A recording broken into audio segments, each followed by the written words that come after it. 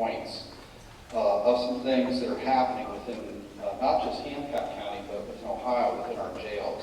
Lots of great innovative things as, we in jails, the jail business are certainly facing probably one of the most severe addiction that we've seen in my 25 plus years in this business.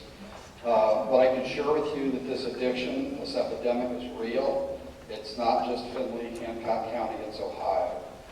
This addiction is impacting not just a particular group or class of individuals, it's impacting everybody from all walks of life.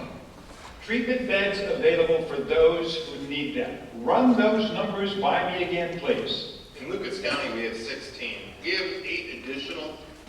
Those are for the dual diagnosis patients and about 10,000 addicts. We've got 1,600 just in dark right now that are working with us. I've got about, well, including me, 18 officers, so you can do the math. We're on our phone 24/7, and Jennifer sees a lot of us. But we are fighting for beds. We have some organizations that have actually given us 2 or 3 beds when they can.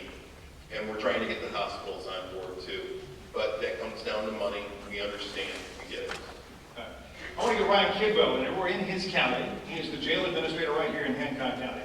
I'm thinking about Lucas County in our program. Somebody is using heroin. They get picked up. They come to your jail. They're high at that point. Jails now become detox centers over time. I'm told that as they now become sober, that a lot of them will start to take inventory and say, my God, what brought me here? And might be very open to some alternatives. How do you handle specifically that in Hancock County?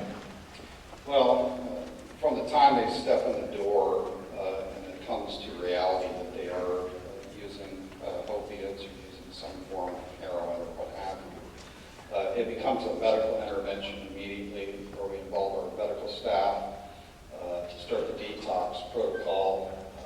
And detox is individualized. It's not a one-size-fits-all. It really is what conditions we're seeing, what medical conditions we're seeing, working with our facility doctor and our medical staff. And the first 72 hours of that incarceration is a time where we start to see that significant change or the impact of that individual coming off of the opiates or heroin and so forth.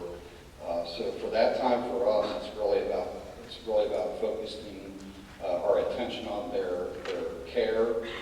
It's about getting them down for medical examinations twice a day by a trained health staff, if not more than twice a day. Again, it's individualized, so it depends on what they're seeing medically.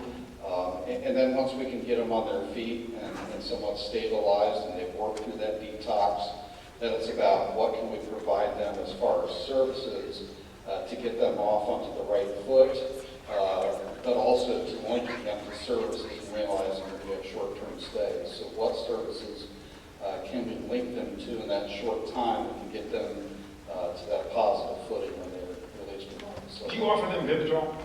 We do offer Vivitrol. What percentage of those people do you offer to the jail administrator? Right now, it's a very new program for us. It's a very small percentage. It's just starting out. We're in, I would say, our 6-month of the program. Most of our folks that are involved in the Vivitrol program are also involved in the drug court. So they're kind of doing that as part of their drug court process.